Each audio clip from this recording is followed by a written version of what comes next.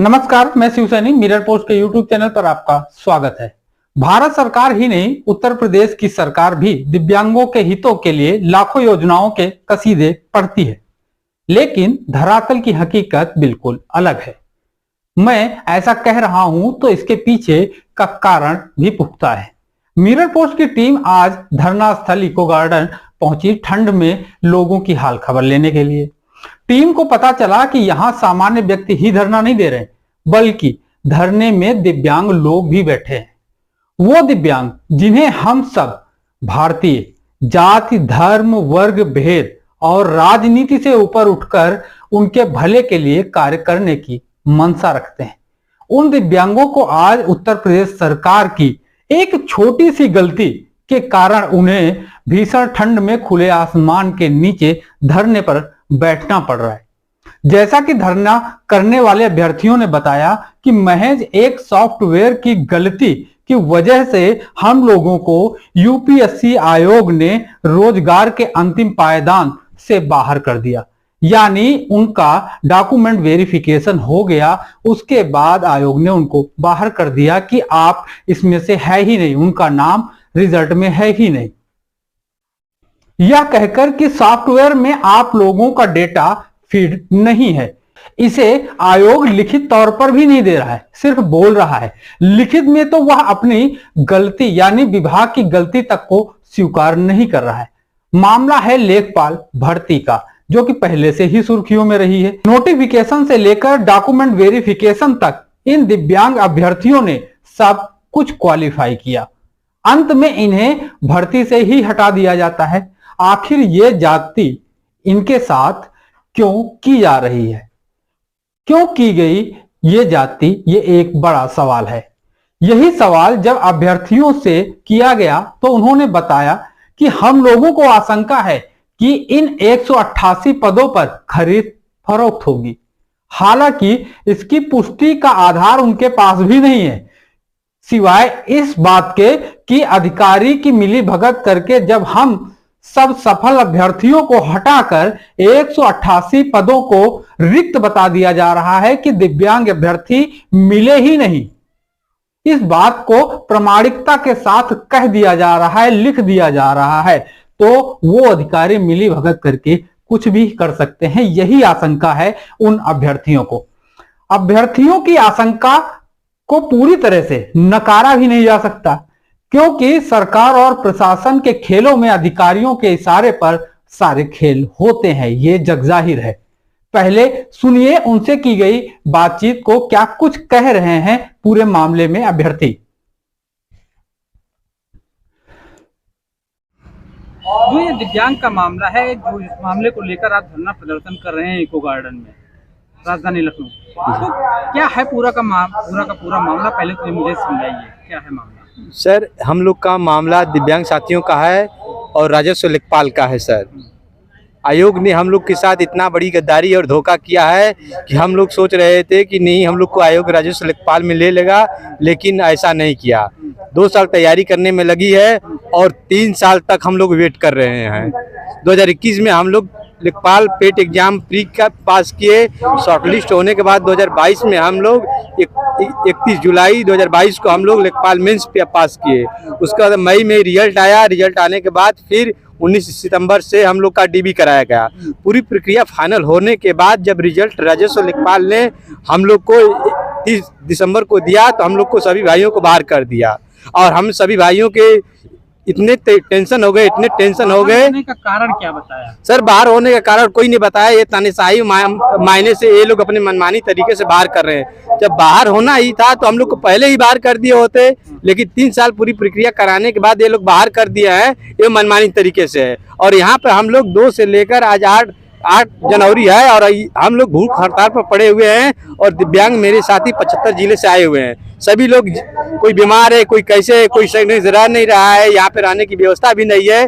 तो सरकार से, योगी सरकार से यही हमारी मांग है कि हमारे सभी दिव्यांग साथियों को 188 पदों पर रिजल्ट दोबारा घोषित करे और सभी के घर में खुशियां जाहिर करे। और हम लोग की जो बातें हैं राजस्व सचिव सचिव आयोग, उसके बाद दिव्यांग समाज कल्याण, ये सभी लोग तीनों मिले जुले हमारी आवाज को दबा रहे हैं और हमारी आवाज को योगी सरकार तक पहुंचने नहीं दे रहे हैं। इसीलिए सभी साथियों और आप लोग से भाई निवेदन है, हमारी बातें योगी सरकार तक पहुंचाइए और हमको न्याय चाहिए। 188 सीटों को हमारी भरी जाए। आपको क्या लगता है कि कारण कोई नहीं बताया जिन लोगों ने? पहले तो ये क्लियर कर दिया, कोई कारण नहीं बताया, वाकई में कोई कारण नहीं बताया? नहीं, कोई नहीं करा। उसमें उन लोग ने गलती मान रहे हैं, लेकिन कह रहे हैं कि जो बाद में चिन्हांकित शासनादेश ने चिन्हांकित किया है, हम उसी आधार पर करेंगे। नहीं, उन्होंने, आपने कहा कि वो गलती मान रहे हैं, तो गलती क्या वो लिखित में मान रहे हैं या फिर मौखिक तौर पर कह रहे हैं कि गलती हुई? लिखित जबकि हम लोग मांग रहे हैं तो लिखित नहीं दे रहे हैं। तो गलती किस बात की मान रहे हैं? गलती यही मान रहे हैं कि हमारे सॉफ्टवेयर में उस समय शॉर्टलिस्ट नहीं हो पाया, इसलिए हमने जो चिन्हांकित किए हैं वो नहीं कर पाए। यानी एक सॉफ्टवेयर की गलती से दिव्यांगों का जो भविष्य, जो उज्जवल होना था, जो उनका एक सहारा बनना था, वो सहारा डूब गया जी। सिर्फ एक सॉफ्टवेयर की गलती बताकर ऐसा हो। और हम क्वेश्चन कर रहे हैं कि जो 10-12 इंटर बीए वाले छात्र गलती कर सकते हैं, लेकिन आप लोग IAS अधिकारी हैं, इतनी भारी मिस्टेक कैसे हो सकती है? एक में मिस्टेक होगा, लेकिन मेंस भी हुए, प्री भी हुए, एग्जाम भी फाइनल हुए, DB भी आप लोग कराए, उसके बाद भी बोल रहे हैं कि गलती कर रहे हैं। ऐसा क्या न्याय है? शुरू में कर देना चाहिए। और इस तरह से OH कैटेगरी में हमारे सभी विज्ञान साथियों के सभी न्याय नहीं कर रहे हैं। ये लोग कैटेगरी को इन लोगों ने लिया है? हम लोग की OH कैटेगरी में एसिड कैटेगरी को लिया है। हाँ। और कुछ लोग को एसिड अटैक को लिया है जी। ओके, बाकी आप लोगों को बाकी छोड़ दिया कि आप लोग इस पे काम नहीं कर सकते हो? ये लोग मनमानी तरीके से कर रहे हैं। देखिए सर, जब विज्ञापन इन लोगों ने निकाला था तो चलन प्रक्रिया संबंधित 122 सीटें रखी हुई है, जबकि इन लोगों ने अपने मनमानी तरीके से, तानाशाही तरीके से ये लोग नहीं दिखा रहे हैं। और हम लोग कह रहे हैं कि नहीं, ये साड़ी जब आप लोगों ने निकाली है तो हमारी सर वैकेंसी भी दीजिए। और सर इसमें अभी भी ये रिजल्ट निकाले हैं तो 188 सीटें खाली रह गई है। कह रहे हैं कि लड़के नहीं मिले हैं, विकलांग भाई नहीं मिले हैं। कैसे नहीं मिले हैं? ये लोग सीटों को बेचना चाहते हैं सर। अच्छा, आपको ये लग रहा है कि ये लोग सीटों को बेचना जी। किस तरह से आपको लग रहा है कि सीटों को बेचना? क्योंकि हम लोग को पूरी प्रक्रिया कराने के बाद, 3 साल वेट कराने के बाद इन लोगों ने हम लोग को पूरी तरह से बाहर किया है और कह रहे हैं कि दिव्यांग साथी नहीं मिले हैं। कैसे नहीं मिले हैं? 2 से लेकर आज 8 जनवरी है, यहाँ पे सभी भूख हड़ताल में पड़े हुए हैं इस ठंडी का मौसम में। सारी जो कंडीशन है उनकी फुल फिल की है, एग्जाम से लेकर DB तक सब कुछ आपका? जी सर, हम लोग फीस भी पेमेंट किए हैं इन सबका। जितनी फीसें होती हैं उसका हम लोग फीस भी पेमेंट किए हैं। उसके बाद पेट क्वालिफाई किए हैं, फिर मेंस लेखपाल क्वालिफाई किए हैं, उसके बाद DB भी कराएं, उसके बाद हम लोगों को छोड़ दिया। हम लोग से यही सर न्याय है, योगी सरकार हमारी 188 सीटों को सभी दिव्यांग भाइयों के लिए भरे और हमको न्याय दिया जाए। इसका सिर्फ एक ही रास्ता है, योगी सरकार अगर चाह देगी, अपनी कलम दिखा देगी, सर हम लोग को न्याय मिल जाएगा। योगी सरकार से ही विनती कर रहे हैं, बाबा जी से ही विनती कर रहे हैं। आप कुछ कहना चाह रहे थे? जी, मैं यही कहना चाहता हूँ। दे दीजिए अपना। मेरा परिचय यही है कि मैं अशोक कुमार हूँ, मेरा जिला गोरखपुर है। मैं आपसे यही निवेदन करना चाहता हूँ। मुख्यमंत्री के ही जिले से? जी, मैं बाबा जी के ही जिले के हूँ। अच्छा, जो ये भर्ती प्रक्रिया को लेके जो इश्यूज है जी, वो इश्यू जो आपके साथी बता रहे हैं, आपको भी क्या वही है कि बताया नहीं उन लोगों ने? क्या है कारण? सीधी बात यही है कि हम लोग को डाउट नहीं था कि ये शासन जो है, ये आयोग जो है, हम लोग के साथ इतना बड़ा छल करने वाला है। हकीकत यही है कि हमारे साथी जब से ये विज्ञापन जारी हुआ, इतना खुश हुए कि ये योगी सरकार, योगी बाबा, इनके कार्यकाल में हम दिव्यांग भाइयों के लिए 309 सीटें आई हैं, जिसमें हम OH कैटेगरी के लिए 122 सीटें आई हैं।